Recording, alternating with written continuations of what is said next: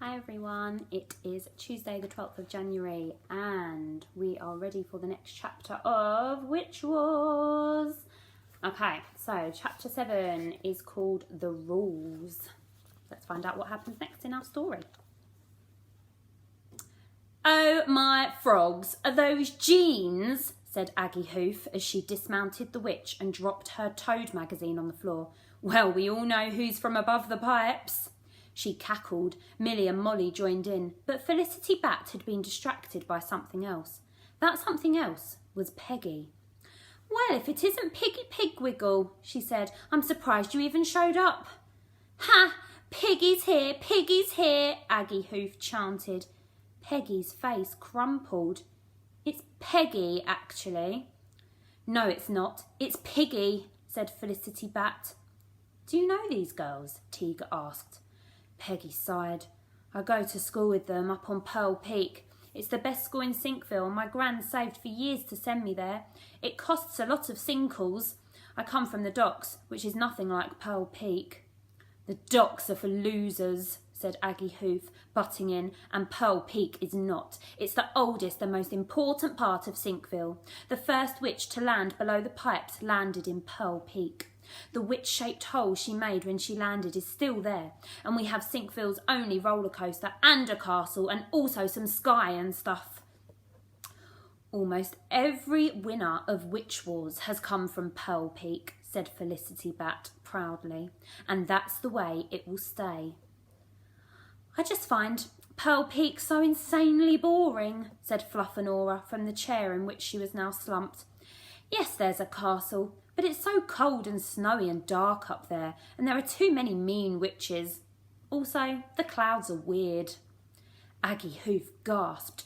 "You think the clothes are weird?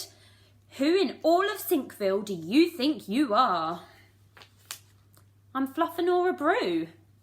Aggie Hoof paused and then smiled in that sickly sweet way only terrible people can smile.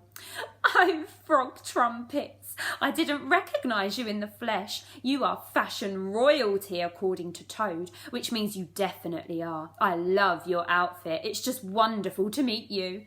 She skipped over and gave Fluffanora a huge hug. "Let's be friends." Fluffanora shook her head. "I'm afraid I pick my friends like I pick my hats. Very carefully. I never choose hideous ones." Aggie Hoof scoffed and spluttered and spun on her heel to face Teague. "What are you smiling at, weirdo from above the pipes?" Teague stopped smiling. "Who's that lady she was sitting on?" Teague asked Peggy. "I love idiot witches from above the pipes," Felicity Bat said with a smirk. Aggie Hoof cackled. "Witches usually travel by cleaning equipment," Peggy hurriedly explained. "You know, brooms, hoovers, small feather dusters under each foot."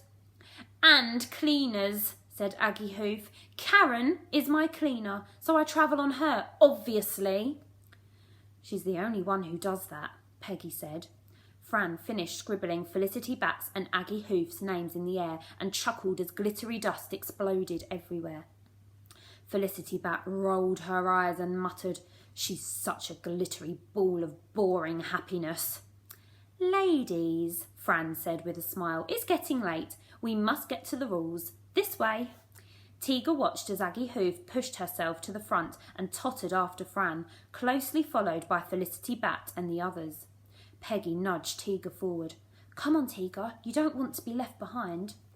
Down the corridor they went, past statues and door after door, until they reached a really small one. Behind that lay another long corridor, lined with more statues and doors. They went through an even smaller door that led to a room lined with thousands and thousands of grey books, shimmering black ladders stretched from floor to ceiling. Fran soared through the air to the W section and pushed a book. "And now," she said, "I give you the rules." The bookcase began to shake, and with a bang, all the grey books changed colour. Deep turquoise, bright orange, delicious purple, all with beautiful patterned spines. "This is the only colour that remains in all of Sinkville," said Fran with a sigh. The 8 witches stood with their mouths hanging open. I've never seen colours like this before, said Peggy, taking a step towards the books. I've heard about them, but I've never seen them. We have all the colours above the pipes, said Tiga, who was a bit confused. Oh, we have all the colours above the pipes, Felicity Bat said mockingly. During what has become known as the Big Exit, Fran explained, some very bad witches left Sinkville forever for a new life in the world above the pipes, and they took all the colour with them. But they couldn't touch the colour in this room. These books contain all of Sinkville's history, and they couldn't take that. But why did they leave? Tiga asked. No one really knows. Most witches believe it was because they wanted to terrorise the children up there. There was a trend for sneaking up the pipes and scaring them silly. Celia Crayfish went up and invented homework and Brussels sprouts, which have tortured children ever since. Anyway, when they left, they took everything with them. It wasn't just the colour, they took their houses and shops too. That's why there are buildings missing all over Sinkville. Tiga ran her hands across the coloured spines. Each book you see here is the story of a witch who ruled Sinkville, Fran went on, slapping Tiga's hand. Every 9 years, 9 witches, all 9 years of age, are chosen to compete in witch wars. The winner, one of you, will be the next top witch, the witch who will rule over all of Sinkville.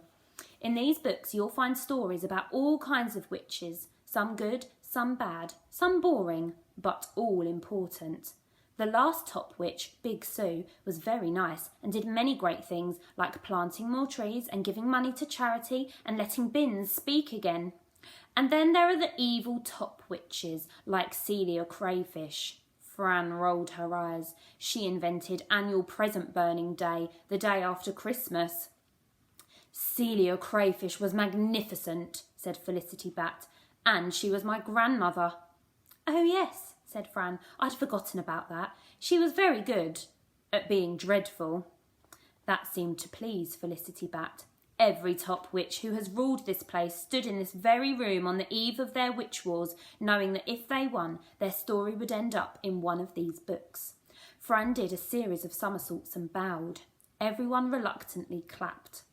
Now, she said, as most of you know, the top witch will live here in Linden House. For years this place was a mound of mud. Then a witch built a small straw hut on it. That blew away pretty quickly, and someone said, let's just build a massive house. And so they did. And here we are, in the grandest residence in all of Ritzy City, home to Sinkville's most important artworks, its biggest staircase, its weirdest statues, and Pat the chef, who no one has seen in 50 years, but she must still be alive down there because food keeps popping up from the kitchen. Why choose a 9-year-old? Asked Tiga. Above the pipes they would never allow a 9-year-old to make the rules. Fran soared through the air and landed on Tiga's shoulder.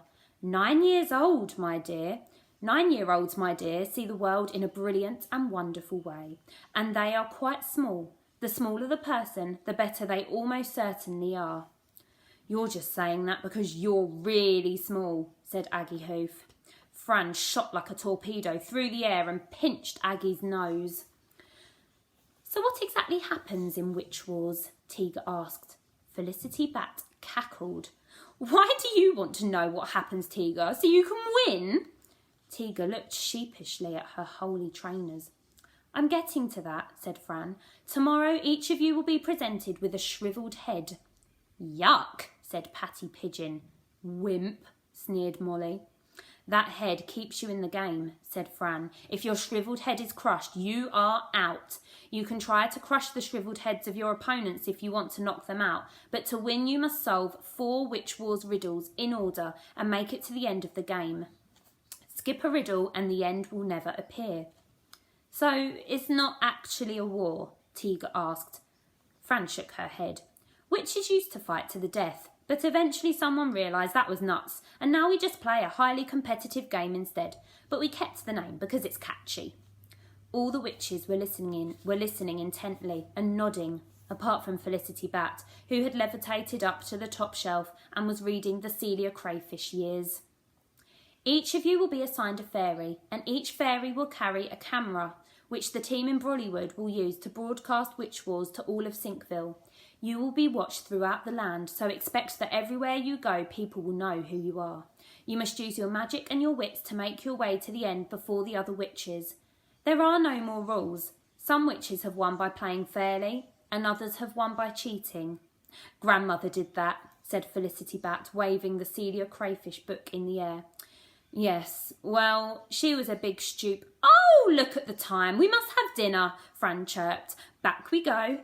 Felicity Bat soared through the air and shoved Peggy out of the way. Watch where you're going, Tiga shouted. She instantly realised her mistake. Did you just yell at my Fel-Fel? Aggie Hoof said, stepping closer to Tiga. I'll handle it, said Felicity Bat, moving so close to Tiga that they were almost nose to pointy, warty nose. You are nothing. You are a nobody from above the pipes. I'm going to knock you out of the competition first, and your little piggy too. And you look stupid in those jeans, said Aggie Hoof. Everyone is going to laugh at you. And Piggy, how old is your hat? It belonged to my great-great-gran, said Peggy, taking the dusty old hat off her head. That's disgusting, said Aggie Hoof. You know, said Fluffanora, stepping into the middle, you're right, Aggie Goof, or whatever your name is. Hoof! Aggie Hoof yelled. Right, Hoof, said Fluffanora dismissively. The jeans are no good for witch wars. Tiga, why don't we go to my mum's shop and get you a dress? Tiga's eyes lit up. Really? And a new hat for Peggy, said Fluffanora. That's the best idea I've heard in all my life, roared Fran. Can I come too? But then who will look after all the other witches? Asked Fluffanora. Fran stared at the group. Frog's knees, I'll have to stay. And so off the three of them went, arm in arm, to Bruise, as Felicity Bat and Aggie Hoof huddled together and whispered like evil witches making a terrible, terrible plan. And that is the end of chapter 7. So join me tomorrow for chapter 8, which is called Inside Bruise. Bye everyone.